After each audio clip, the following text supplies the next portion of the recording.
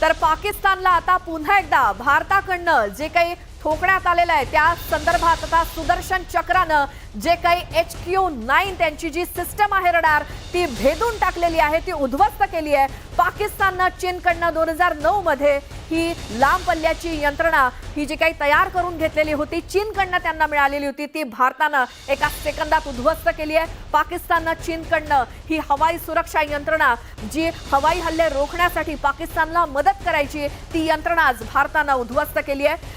120 ते 300 किलोमीटर पर्यंतच्या निगराणीची क्षमता होती, त्याच्यामध्ये लाहोरमध्ये हवाई हल्ले जे काही होतात ते परतवण्यासाठी पाकिस्तानला ही रडार सिस्टम मदत करायची। भारताच्या S-400 ट्रायम्फ मिसाईलनं ही कारवाई केलेली आहे। S-400 ही सिस्टम भारतानं पहिल्यांदाच वापरलेली आहे। चीननं 2009 साली पाकिस्तानला तयार करून दिलेली ही रडार सिस्टम होती, ही डिफेन्स सिस्टम होती, ती लाहोरची एअर डिफेन्स रडार सिस्टम भारताकडनं पूर्णपणे नेस्तनाबूत करण्यात आलेली आहे।